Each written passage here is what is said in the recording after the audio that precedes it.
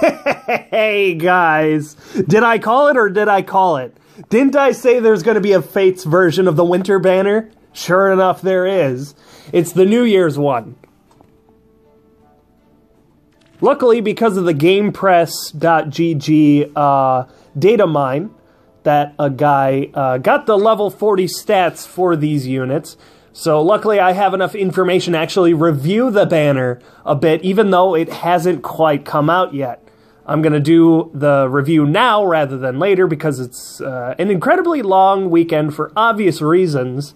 So I'd rather do it, sooner than later. Plus, I got a ton of other stuff I want to talk about too, but that'll, have to wait for obvious reasons.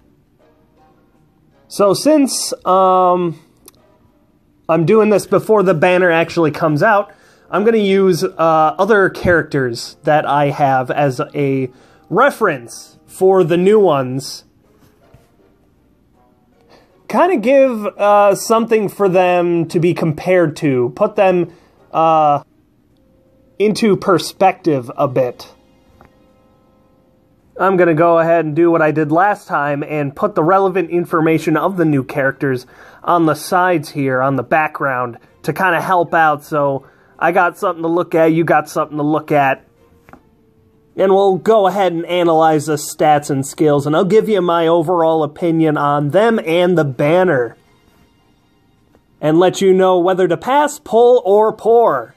Let's get started.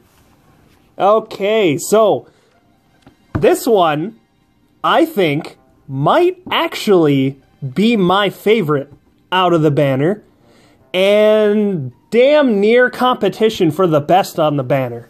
And I'm pretty sure a lot of people are going to be saying that Azura is the best on the banner. So looking at these characters side by side, and I also unequipped my characters' weapons and certain skills, so that way we get a better idea of their stats. My Jaffar being plus speed, by the way, so his normal speed is actually 33. We come to find that Takumi completely outclasses Jaffar in the offensive department. Has like 5 more BST on him too. This Takumi, wow, he is looking to reclaim the title of the Meta King like he used to. Not only does Takumi, I think, have the highest offensive and player phase potential of any of the dagger units that we have in the game so far, but he actually has mage bait potential as well. And he comes with Bowbreaker. Come on! He does nearly everything. On top of that, his weapon is like a stronger and better version of the Deathly Dagger as well. Maybe not stronger might-wise, but I think I would rather have cooldown reduction over Poison Strike. So basically, as long as Takumi doubles, he's guaranteed to proc a Moonbow. Holy shit. Oh, and do I even need to mention that you can refine the weapon too? Oh, wow. I thought it outclassed Deathly Dagger without refinement, and I'm considering the Deathly Dagger with refinement. If I had to choose between my Jaffar and this Takumi, not my Takumi, that's pretty damn presumptuous. But if I had to choose between the both of them right now, I would probably take Takumi over Jaffar in a heartbeat. Unfortunately, because I actually do like my Jaffar. I was actually somewhat underwhelmed when I first saw Takumi, but after I did a little bit of research, I really realized I put things into perspective using other characters as reference. He has a hell of a lot of potential. I mean, just look at that. Nearly all of his stats are perfect. We've got, a solid 40 HP. We've got the high attack and speed, low defense, because of course there needs to be some sort of weakness, and his resistance. Just look at it all. And then it dawned on me that attack and speed, it looks pretty damn identical to another meta colorless unit we used to have, or still have, which is Brydelia here. Mine happens to be merged +1 and is a speed boon, but at neutral, Brydelia's attack and speed are both at 35.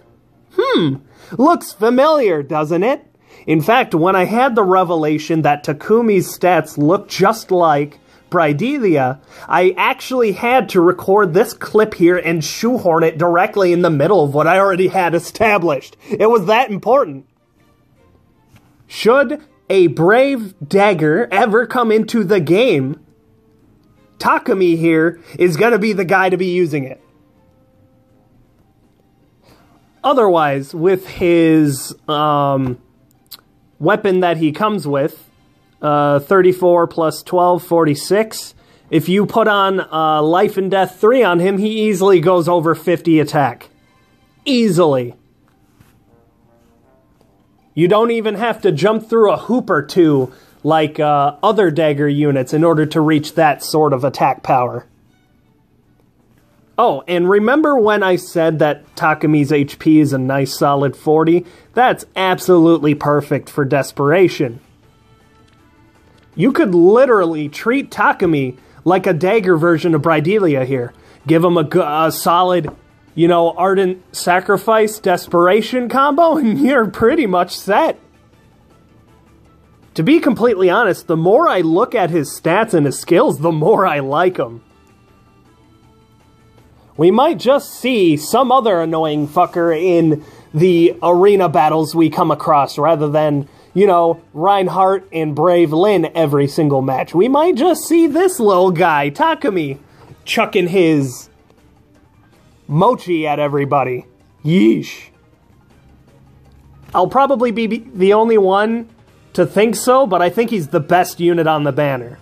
Okay, next one is Camilla, and I don't really have another decent sword flyer to compare her to, so I'm using my 4-star Pala, which I've left Fury 2 on her, because upgrading from 4 to 5 stars generally gives you a boost to 2 in each stat point. So this will kind of put things in a better perspective comparatively. We all well know that Pala and Shada aren't exactly the best sword flyers out there. In fact, literally every sword flyer that came out after them is better than they are. But I think Camilla here offers a fantastic general purpose brawling kit that Alencia and Naui don't quite offer. Alencia is solidly a player phase unit due to the fact that her weapon is essentially a brave weapon, and you'd be wanting to utilize that in the player phase whenever possible. Naui being, you know, a mage, she doesn't like to get too brawly. She likes to initiate, maybe run away.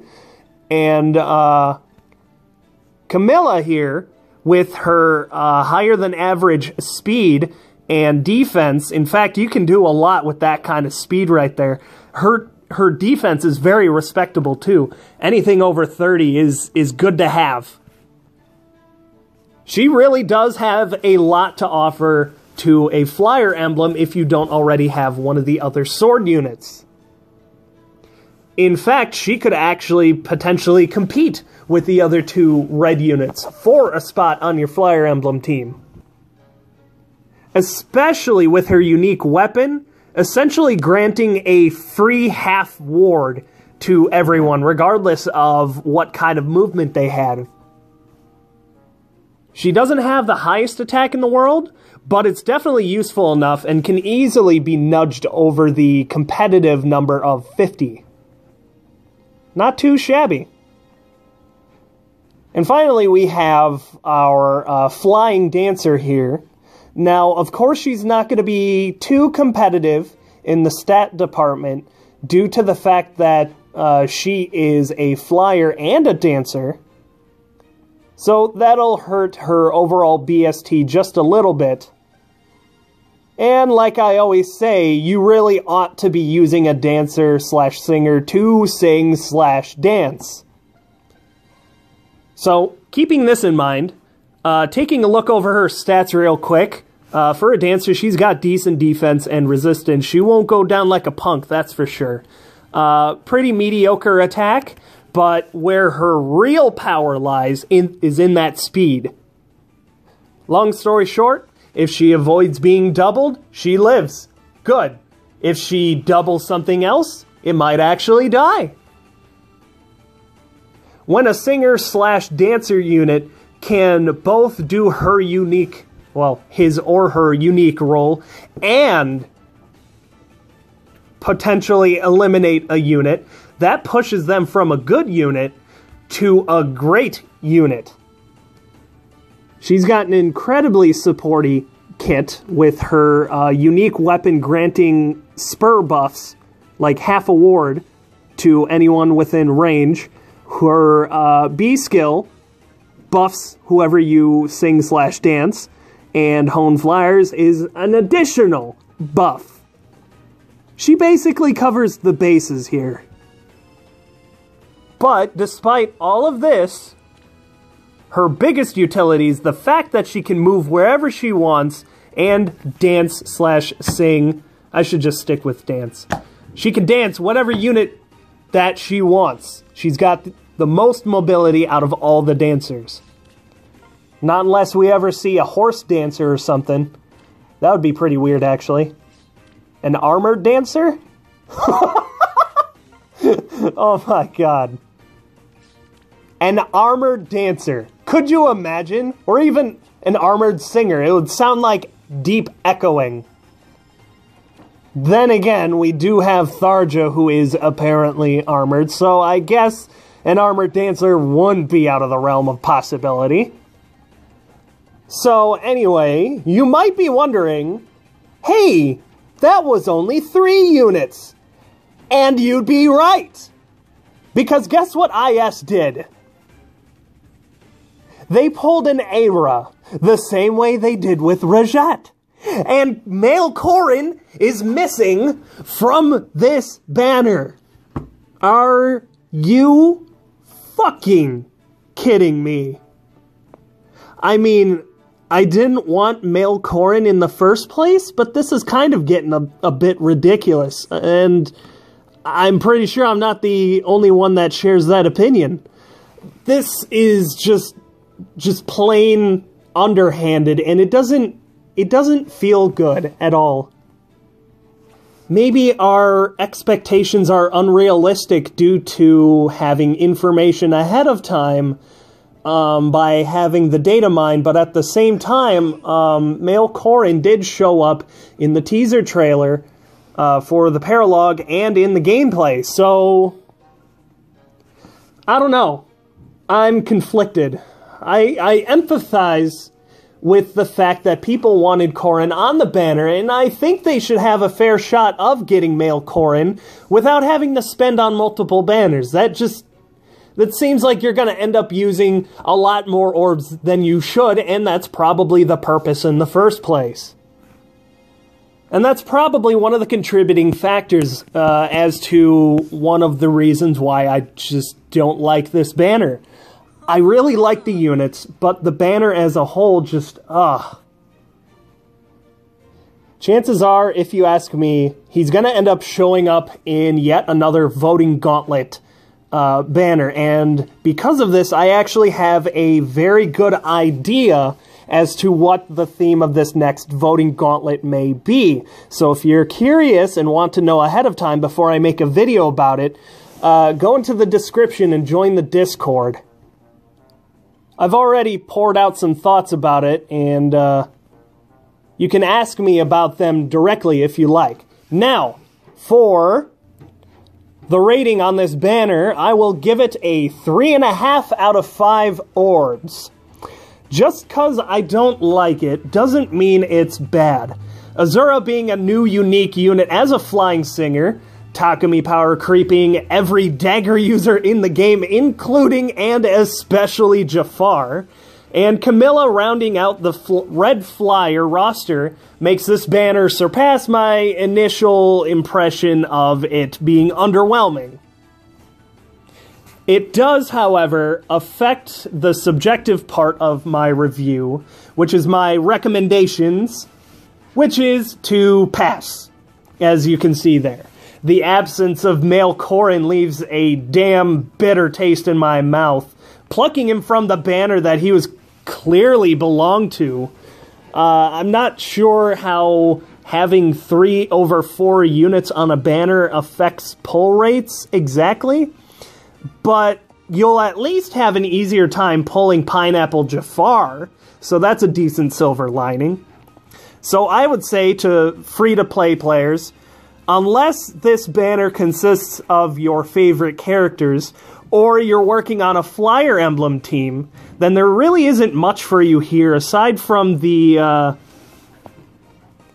neat skills and a flying singer. Chances are you wouldn't go out of your way for another sword unit, but a stronger Jaffar seems pretty promising, actually. Nothing too groundbreaking in my opinion, though. I would say let the hype die down a little bit, then summon...